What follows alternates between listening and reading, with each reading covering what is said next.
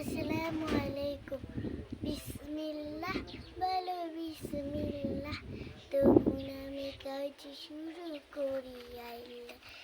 বিসমিল্লাহ বলো বিসমিল্লাহ, তবু নামে কাজ শুরু করি আল্লাহ।